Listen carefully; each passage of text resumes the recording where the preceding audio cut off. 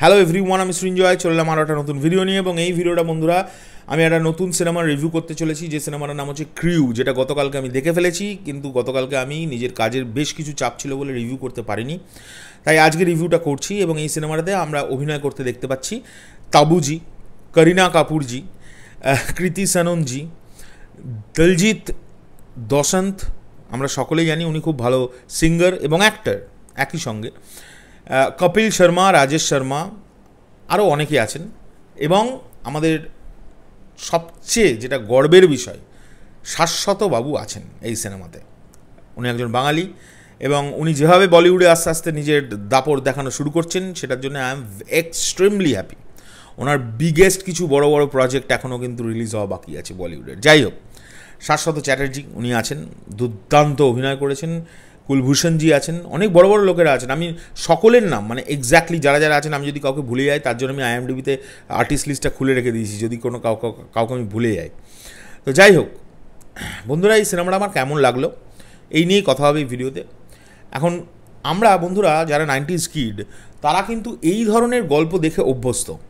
এবং এই ধরনের গল্প আমরা শুধু তখন দেখতামই না, ওই সময় আমরা এই ধরনের গল্প থেকে সিটি মেরেছি, এই ধরনের গল্প থেকে হাততালি দিয়েছি, এবং এই ধরনের গল্পতে আমরা নিজেরা আনন্দ করে পরবর্তীকালে মানে হল থেকে বেরিয়ে বলো বা সিনেমাটা দেখার পরে বলো, বন্ধুদের সঙ্গে এই সিনেমাগুলোতে ইউজ হওয়া কিছু ডায়লগগুলোকেও আমরা নিজেদের লাইফে ইউজ করতাম, এই প্যাটার্নের গল্পগুলোকে।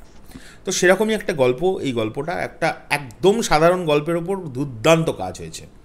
আমি কেন আনন্দ পেয়েছি? হ্যাঁ, অনেকে এখনকার যারা ছেলেমেয়ে তারা বলবে যে না সঞ্জয়দা, গল্পটা আমার কিছু ভালো লাগেনি, তুমি কি বলছো? বাট আমার মনে হয়েছে, আমি যেহেতু ওই সময় থেকে সিনেমা দেখি বা 90s-এর সিনেমা দেখে অভ্যস্ত, তিনজন এয়ার হোস্টেস, ঠিক আছে, এবং তিনজন এয়ার হোস্টেস কিন্তু তাদের ব্যাক স্টোরিটা কিন্তু একদম ডিফারেন্ট।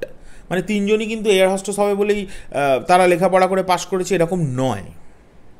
তিনজনের তিনটে ব্যাকগ্রাউন্ড আছে, তিনজনের তিনটে স্টোরি আছে। এই তিনজনের স্টোরিটাকে মানে তিনজনের মানে কি বলবো, ভাগ্য এমনভাবে তাদেরকে নিয়ে এসছে যে তারা এয়ার হোস্টেস হয়ে গেছে একটা কোম্পানির আন্ডারে। এবং সেই কোম্পানির মালিকের যা নাম দিয়েছে, তোমরা সিনেমায় শুনলে তো অবাক হয়ে যাবে। শাশ্বতবাবু হচ্ছে সেই কোম্পানির মালিক, এবং ওই মানে কোম্পানিটার মালিকের নাম দিয়েছে হচ্ছে বিজয় মাল্যা।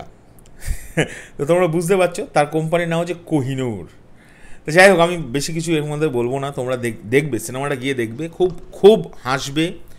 এটা একটা কমেডি ড্রামা, কিন্তু কমেডির মোড়কে বেশ কিছু সমাজের বড় বড় মেসেজ কিন্তু এই সিনেমাটা দেওয়ার চেষ্টা করছে আমাদের। এবং সেটা একদম কমেডির মোড়কে, একদম 90s-এর ফ্লেভার এই সিনেমাটা থেকে আমি পেয়েছি। আমি খুব আনন্দ পেয়েছি সিনেমাটা দেখতে। আমি নিজে নিজে বসে বসে মানে কি বলবো, হলে যখন দেখছি না, আমি নিজে নিজে হাসছিলাম। আমি একা গেছিলাম, পৌশালী যেতে পারিনি, পৌশালী বাড়িতে কিছু ভিডিও ছিল সেগুলো করছিল। সো অসাধারণ লেগেছে আমার। স্পেশালি আমি আলাদা আলাদা করে যদি বলি, তাবুজি ফ্যান্টাস্টিক। উনি যে একজন কত ম্যাচিওর এবং কতটা দক্ষ অভিনেত্রী, বেশ কিছু জায়গায় এই সিনেমাতে তোমরা বুঝতে পারবে।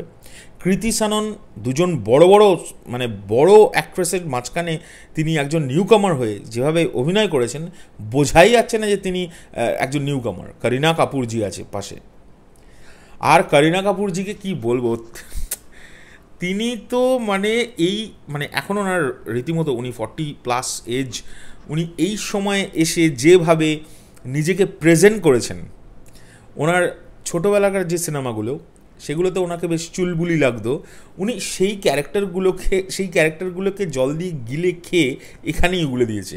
এবং ওনাকে এইখানে এসে ওই ধরনের ক্যারেক্টার করা দেখে আমার খুব আনন্দ লেগেছে।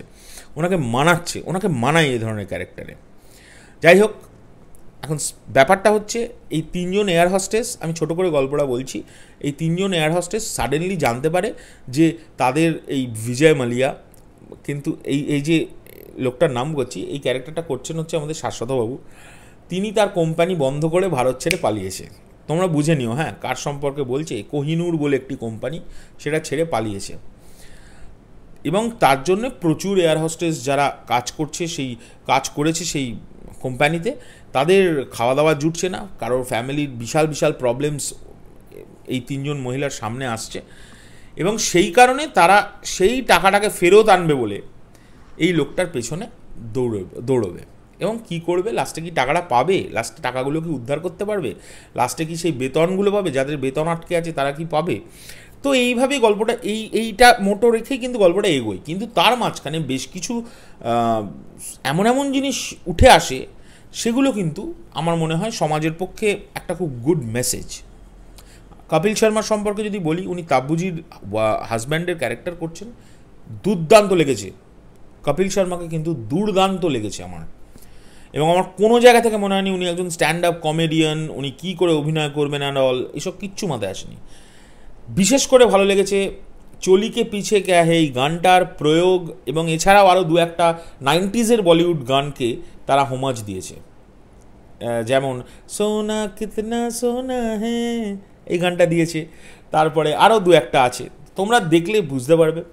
অ্যান্ড এখনকার জন্য চললাম, পরবর্তী ভিডিও খুব শিগগিরই আসছি। এই ভিডিওটা যদি ভালো লেগে থাকে তাহলে অবশ্যই লাইক কমেন্ট শেয়ার করো। আমার কথাগুলো যারা দেখে এসছো তাদের সঙ্গে যদি একমত না হয় অবশ্যই সেটাও কমেন্ট করে জানিও, যদি একমত হয় সেটাও কমেন্ট করে জানিও। যারা এখনও দেখোনি তারা চেষ্টা করো সিনেমাটা গিয়ে দেখার আর আমার কথাগুলো মিলিয়ে নেওয়ার। আমি বলছি না কখনো কারোর রিভিউ শুনে, এটা আমি একটা জাস্ট ছোট্ট করে একটা টিপস দিচ্ছি তোমাদের সকলকে, যারা সবসময় রিভিউ শুনে গিয়ে সিনেমা দেখো না, রিভিউ শুনে গিয়ে সিনেমাটা দেখো না, রিভিউটা শোনো, গিলে রেখে দাও, তারপরে হলে যাও, দেখে ওই লোকটার সঙ্গে মেলাও। যদি বাজে লাগে কমেন্ট বক্সে এসে যা তা বলো, আর যদি ভালো লাগে কমেন্ট বক্সে এসে তাকে একদম ভালো করে গুছিয়ে ভালো কথাও বলো, তাহলে সেও ইন্সপায়ার হয়। এখনকার জন্য চললাম, পরবর্তী ভিডিও নিয়ে নিশ্চয়ই দেখা হবে। টাটা।